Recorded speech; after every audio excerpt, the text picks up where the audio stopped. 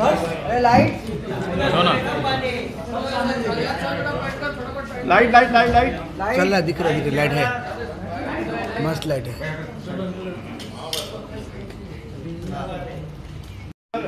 Support नहीं होता तो पश्चिम बंगाल के ऐसे हालात के होते। सर मेरा एक सवाल है कि जैसे देखा जाए तो कलकत्ता बंगाल जो होता है भारत का ही एक हिस्सा है, और वहाँ पे जो ये होता है उसके उतने बवाल नहीं होते, लेकिन अगर उसको आप दिखा रहे हैं तो बहुत सारे बवाल हो रहे हैं, तो उसमें कहाँ तक ये जायज़ है? आप वही चीज़ तो दिखा पाते हैं कि जो चीज़ जहाँ तक आपका कैमरा पहुँचता है, जहाँ तक आपकी आवाज़ पहुँचती है। आप तो वहाँ अगर आप पश्चिम बंगाल की उन इंटीरियर आबादियों में चले जाएं, उन गांव कस्बों में चले जाएं, तो ऐसी घटनाएं रोज़ की हैं। टीएमसी के लोग वहाँ रोज़ बलात्कार करते हैं हिंदू लड़कियों के साथ में, रोज़ उनके घर जलाते हैं, रोज़ हत्याएं होती हैं, न मुकदमा लिखा जाता है, न थाने भी उन्हीं के हैं, गुंडई भी उन्हीं की है, हुकूमत भी उन्हीं की है। तो शहजहां शेख कब एक्सपोज हुआ? उसके खिलाफ जब बहुत ज्यादा हो गया, आवाज उठी, तब एक्सपोज हुआ।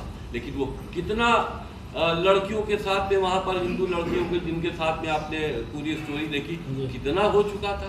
क्या ये फौरन हुआ था? सालों से चल रहा था। इस दौरान सर आपके ऊपर क्या क्या हुआ? कोई धमकी मिली या कोई फोन आए कहीं से? जिस वक्त फिल्म हमारी सेंसर हो गई है, उस वक्त हमको दारुल उलूम कराची से एक फतवा आया था जिसमें हमारे सर काटने का, वो तो सर काटने का इनाम तो बहुत पहले से है, एक और उसमें बढ़ गया था, तो सर काटने का एक फतवा दिया गया था और कहा गया था, यही ढोलक वाली बात उसमें भी लिखी गई थी कि आपने मोहम्मद की तौहीन की है, ढोलक के ऊपर इस तरह का नाम लिखा है। तो हमने उसकी सूचना गवर्नमेंट को दे दी। तो ये तमाम इस तरह के दहशत फैलाने की बातें या फतवे ये सब देते रहते हैं, और हम ये समझते हैं कि आम मुसलमानों को इस तरह की अफवाहों पे गौर नहीं करना चाहिए, इससे अलग रहना चाहिए। आपके राइट पे सर आपका परिचय? मेरा नाम देव फौजदार है और इस फिल्म में मैं विशाल का चरित्र कर रहा हूँ। और ये विशाल एक ऐसा युवा है जो बंगाल के युवा को रिप्रेजेंट करता है। वो यूथ जो कुछ करना चाहता है जीवन में, नौकरी पाना चाहता है, लेकिन वहाँ के मौजूदा हालात की वजह से वो रोज़गार नहीं पा पाता, क्योंकि सारी नौकरियाँ, सारे बिजनेस, सारी कंपनियाँ शिफ्ट हो चुकी हैं अलग अलग। तो एक ऐसा युवा का चरित्र मैं कर रहा हूँ जो बहुत पॉजिटिव है अपने समाज को लेकर, अपने देश को लेकर और अपने आप को लेकर, लेकिन हालात वैसे हैं कि वो ऐसे मौजूदा हालात में पॉजिटिव रह ही नहीं पाता, चाह कर भी नहीं रह पाता। तो मेरा विशाल का चरित्र है। आज के हालात में क्या करना उचित है, और फिल्म देखने के बाद सेंसर बोर्ड की क्या प्रतिक्रिया थी?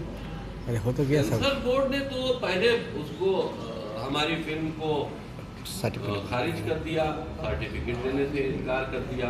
फिर हम रिव्यू कमेटी में गए, रिव्यू कमेटी ने उसको देखा, हमसे साक्ष्य मांगे, जो हमने घटनाएं दिखाई हैं हमने वो सारे साक्ष्य उनको दिए। तो उनकी मजबूरी थी कि हमारी फिल्म को पास करें, क्योंकि हम जो भी दिखा रहे हैं वो असली बोल्ड भी है और ये सिचुएशन में काफ़ी प्रिकेरियस भी है। क्या कहेंगे आप इस बारे में? बस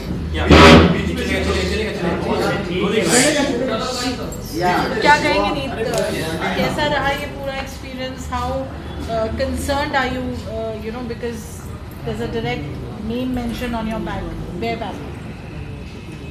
नमस्कार, मेरा नाम नीत महल है और मैं इस मूवी में प्रज्ञा शुक्ला का कैरेक्टर प्ले कर रही हूँ। प्रज्ञा शुक्ला जो है वो एक मीडिया पर्सन है, आप लोगों की तरह ही, और एक बहुत ही बेबाक और बहुत ही स्ट्रॉन्ग लड़की है जो सच्चाई लेके आने में बिलीव करती है। उसको नहीं फ़र्क पड़ रहा है कि उसके साथ क्या हो रहा है।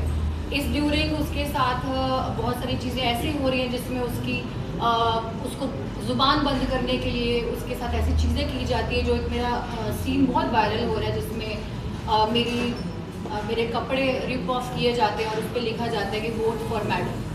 सो वो एक बहुत ही ज़्यादा सीन मेरे लिए ऐसा था कि इनफैक्ट जब मैं वो सीन फिल्माया उसके बाद आई थिंक आधा एक घंटा मैं उस सीन से बाहर नहीं निकल के आ पा रही थी। मुझे ऐसा लग रहा था कि ये सच में मेरे साथ हो गया है और मैं एक शॉक में चली गई थी। सो मैं इस चीज़ से बहुत ज़्यादा रिलेट कर पा रही हूँ अब कि जो भी अभी बंगाल में हो रहा है, उस लड़की के साथ हुआ है, सो एक कितना पेनफुल है। और मैं एक एक्टर हूँ, मैंने वो सीन को फिल्माया है, तो मेरे लिए वो इतना ज़्यादा हॉरिबल सीन था। सो जिन लड़कियों के साथ रियल में ये चीज़ें हो रही हैं, सो उनके लिए ये कितना ज़्यादा एक दर्दनाक चीज़ है। एंड प्रज्ञा शुक्ला जो है बेसिकली वो इस कहानी की जो विक्टिम है हमारी, तो उसकी सच्चाई को सामने लेकर आती है, और वो कैसे लेकर आती है ये आपको इस मूवी में देखने के बाद पता चलेगा। Sheil, you playing the main lead in the film. It's a female-centric subject. What has been your experience? नमस्ते, मेरा नाम अर्शिल मेहता है और मैंने सुहासिनी भट्टाचार्य, जो एक बांग्लादेशी हिंदू ब्राह्मण की लड़की होती है, पंडित की लड़की होती है, और उसकी फैमिली को मार डालते हैं, उसकी सिस्टर के साथ रेप होता है, और वो उसी माहौल से भागकर उनकी थोड़ी और महिलाओं के साथ वो बांग्लादेश से वेस्ट बंगाल आती है। और जब वेस्ट बंगाल के सबसे ईस्ट साइड आती है तो वो समझती है कि यहाँ पे हिंदू की हालत अच्छी रहेगी, पर जब उसे पता चलता है कि यहाँ पे भी हिंदुओं की हालत ऐसी ही है, तो उसके साथ जो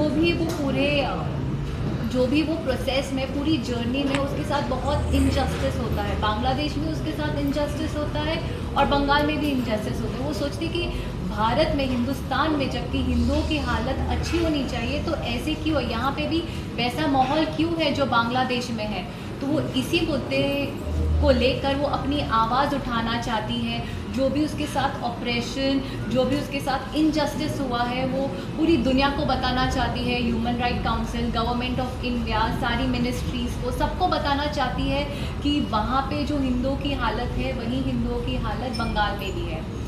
तो ये कहानी जब मैंने प्ले किया था, तो मैंने भी काफ़ी रिसर्च किया था। मैंने ऐसा कुछ भी बिना सोच समझे नहीं किया है, बल्कि एक एक सेंटेंस, एक एक डायलॉग के पीछे मैंने डायरेक्टर को यही बोला था कि सर मैं ये नहीं बोलूँगी, मैं ये नहीं करूँगी जब तक मेरे सामने कोई प्रूफ ना हो।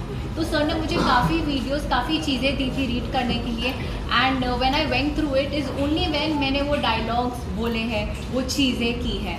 तो I think with every scene related we have enough proof कि ऐसा सच्चाई और हकीकत में हुआ है।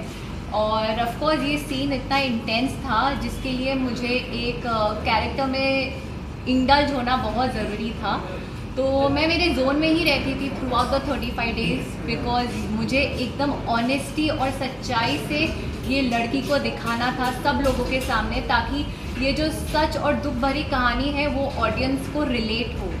तो इसलिए हमने काफ़ी ऑनेस्टी से, सारे कैरेक्टर्सों ने अपना अपना काम काफ़ी ऑनेस्टी से किया है, इसलिए फिल्म ऐसी आई है। Thank you. एक बात है बहुत ज़्यादा महत्वपूर्ण, ये जो पीर है, दर्द है, एक कविता है बहुत प्यारी, कि हो गई है पीर पर्वत सी पिघलनी चाहिए, अब हिमालय से कोई गंगा निकलनी चाहिए, मेरे सीने में नहीं तो तेरे सीने में सही, हो कहीं भी आग लेकिन आग जलनी चाहिए। तो ये आग जो वसीम जी ने जलाई है, सनोज जी ने जो जलाई है, इस फिल्म ने जो जलाई है, वो मुझे लगता है कि आपके माध्यम से पूरी दुनिया में जलनी चाहिए, वो बात दुनिया तक आनी चाहिए। क्या सामने लेके आ रहे हैं अब आप सनोज जी के पीछे क्यों? नहीं सर, ये चीजें हैं। देखिए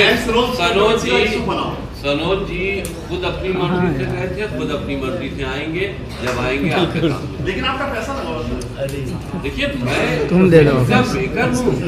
सनोज जी का काम था कि फिल्म को डायरेक्शन देना, उन्हीं ने डायरेक्शन दिया, अपना काम पूरा करके ही तो गए, घूमे फिरे, जब आना होगा आ जाएंगे। क्या बात है, क्या बात, क्या बात। Thank you, thank you.